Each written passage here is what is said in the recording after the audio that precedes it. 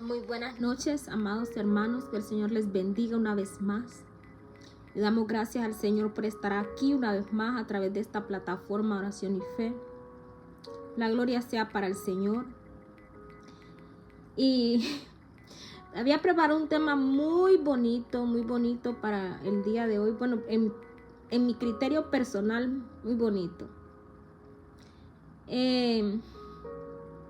Pero de camino al templo, un día de culto hoy, la gloria sea para el Señor. Iba meditando en Dios, en su palabra y en su trato personal para cada uno de nosotros. Y pues se me cambió el tema para esta noche. Vamos a tratar de hacerlo algo breve, a medida de lo posible, que sea el Espíritu Santo tomando el control. Pero es algo que meditando en el Señor, en su palabra, en nuestras acciones cotidianas, podemos darnos cuenta de muchas cosas que son claramente importantes y que a veces nosotros no notamos, porque a veces nosotros podemos fallar por algo que se llama familiaridad. Y a veces nosotros podemos dar por sentadas todas las cosas.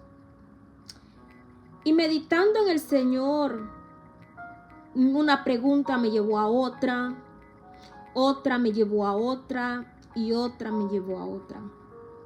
Y fue impactante de pronto porque en el templo la predicación que hubo el día de hoy fue sobre la presencia del Espíritu Santo en la vida de nosotros. Y como ya traía estas preguntas desde antes de llegar al templo, cuando vengo aquí y hago mi análisis, me llevó al mismo punto que estaban hablando el ministro en el templo, pero con un enfoque un poquito más diferente, similar, claro, perfecto, todo lo que el ministro enseñó, la gloria sea para el Señor, pero un enfoque algo diferente, de acuerdo a lo que el Señor estaba tratando con mi alma en el día de hoy.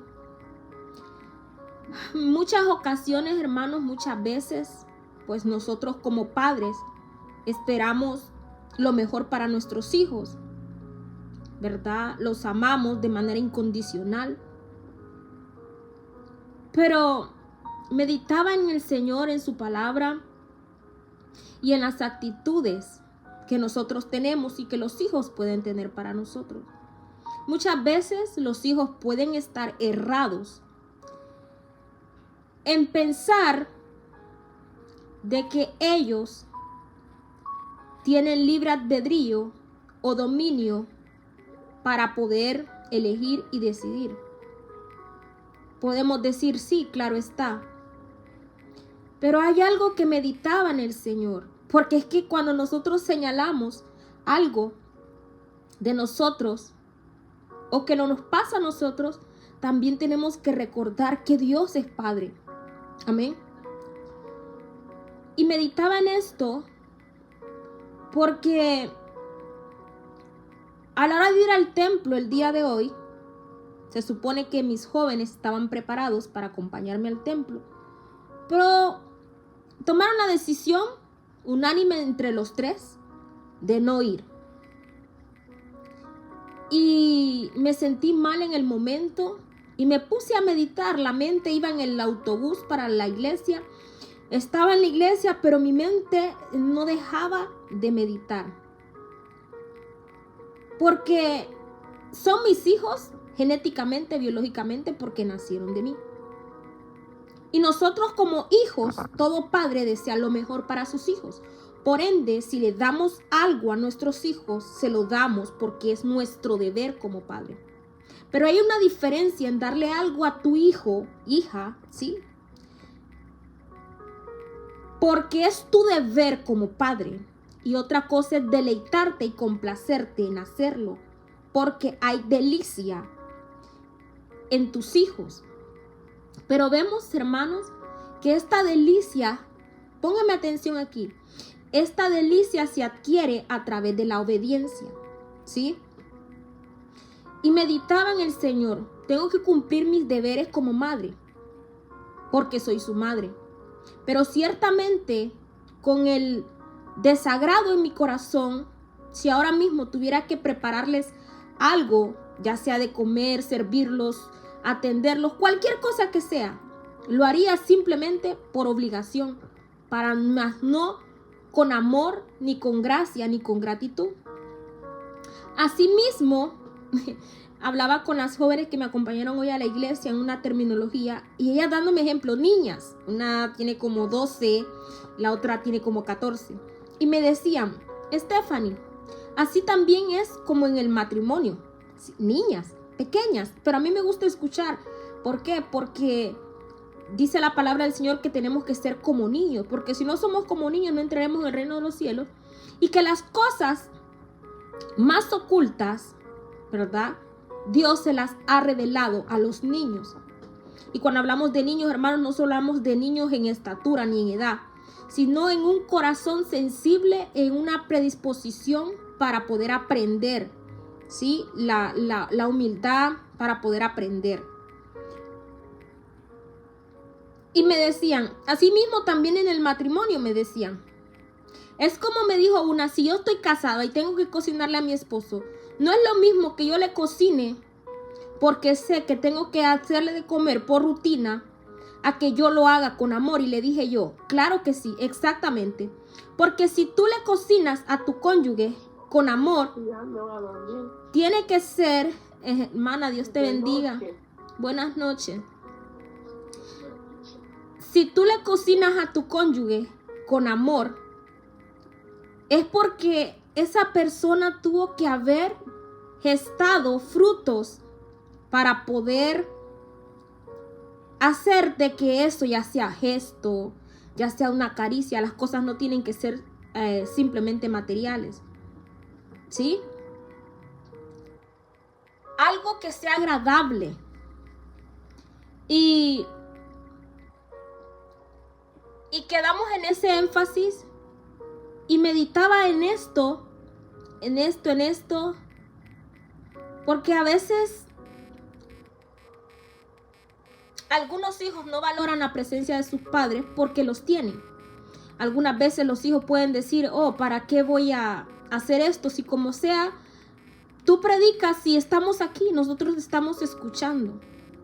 ¿Para qué vamos a participar si nosotros te estamos escuchando? Y es verídico, pero una cosa que hace parte a un hijo de ser hijo es la obediencia. Porque si yo le digo a mi hijo, ven acá o haz aquí o haz allá, y mi hijo cree que tiene decisiones propias, que tiene criterio propio para tomar sus propias decisiones, entonces no me necesita como padre. Si mi hija o mi hijo creen de que ellos pueden tomar sus propias decisiones, me están diciendo que ellos pueden cuidarse, sustentarse y protegerse solos. Que no necesitan de que yo sea su proveedora. Porque si no pueden obedecer, ¿cómo pueden ser mis hijos? Entonces se vuelven hijos biológicamente, porque los parí. Prácticamente solo tengo una responsabilidad con ellos porque los tuve. Pero sin obediencia no hay una relación. Entonces, trayendo esto a la palabra del Señor, pude entender y me preguntaba en mí misma, Señor, yo sé que tú amas más la obediencia que los muchos sacrificios. Y me fui al corazón del Padre, lo que Dios siente cuando nosotros como hijos de Él no queremos obedecer. Nosotros sabemos que Dios hace salir el sol, sobre buenos y malos. Hace llover sobre buenos y malos. Y la misericordia del Señor es tan grande, aún sobre los buenos, aún sobre los malos. Pero hay una gran diferencia cuando un hijo es obediente a cuando un hijo es rebelde. Porque podemos tener el favor de Dios, pero simplemente es como diciendo, yo te creé, yo te traje a la tierra. Tengo ese compromiso de proveer. Tengo ese compromiso de cuidarte, porque Dios no se puede negar a sí mismo.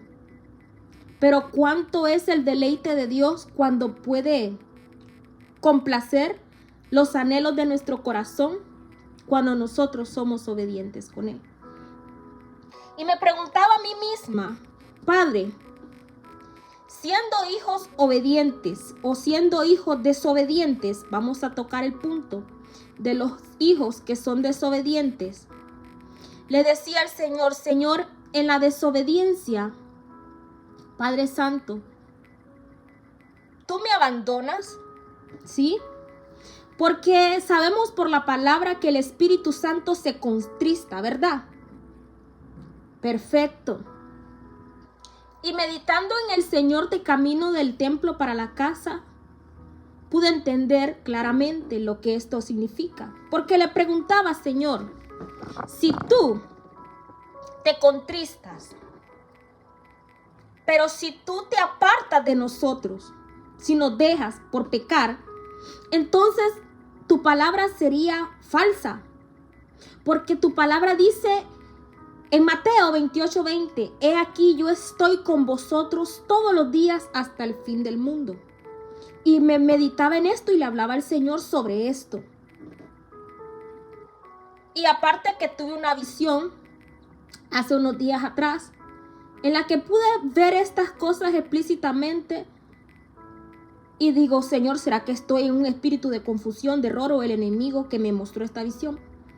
Pero el Señor me hizo entender que no, hermanos. Y les voy a decir por qué. No por mis propios pensamientos, sino por la palabra del Señor. Cuando nosotros le fallamos al Señor, claro, no haciendo un acto irremisible, perdidamente. Hay situaciones, circunstancias que el Señor sabe el porqué de cada cosa. No es que justifica el pecado, pero puede entender aunque a las personas les parezcan locura. Muchas veces, hermanos, podemos encontrarnos con personas que son portales en esta vida. Pero eso es algo para solo un tema. Vamos a ver en el canal de YouTube, dar temas para los suscriptores que se suscriban al canal, ya sea de YouTube y de Facebook, hacer unos temas solo sobrenaturales para la gente que le gusta lo sobrenatural. No la gente común, no la gente religiosa, no, para la gente sobrenatural, que cree que tenemos un Dios soberano, sobrenatural. ¿Sí? Gloria sea al Señor. Y podemos ver, hermanos, por la palabra del Señor, que esto no es así. Porque si esto sería así, la palabra del Señor, la promesa del Señor para nosotros sería falsa. ¿Sí? Y esto fue promesa de Cristo Jesús, ¿verdad? Ante la ley, las cosas eran así. El Espíritu de Dios iba y venía. Vimos en Saúl que el Espíritu se posaba sobre Saúl, pero también lo abandonó. Pero en Cristo las cosas ya no son así, porque el Espíritu de Dios vive dentro de nosotros de una vez y para siempre. ¿Sí? Mateo 28:20, y he aquí yo estoy con vosotros todos los días hasta el fin del mundo. ¿Sí? Y esto no es una metáfora, ¿sí? Es una promesa viva, continua y eterna. Y ya les voy a explicar con hechos reales, cotidianos, que esto es así.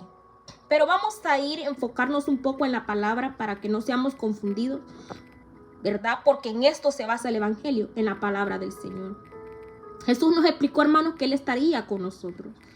Juan 14:16 dice así: y yo rogaré al Padre, y Él os dará otro consolador para que esté con vosotros para siempre. No dice si usted se porta bien, si usted se porta mal. No, dice para siempre. Juan 14:16.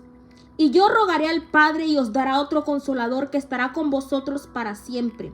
Y añade también en Juan 14:18, no os dejaré huérfanos y vendré a vosotros. La presencia del Espíritu Santo de Cristo en nosotros es permanente. El Espíritu Santo no nos visita ocasionalmente, habita en nosotros. ¿Sí? Primera de Corintios 3:16 dice, ¿y no sabéis que sois templo de Dios y que el Espíritu de Dios mora en vosotros? Y por eso Pablo declara con autoridad, Segunda de Corintios 3:17, el Señor es el Espíritu, y donde está el Espíritu del Señor, ahí hay libertad. Cuando yo les hablo de esto, hermanos, que el Espíritu no nos abandona, no significa que vamos a estar pecando deliberadamente, arrepintiéndonos, pidiendo perdón y así sucesivamente, ¿no?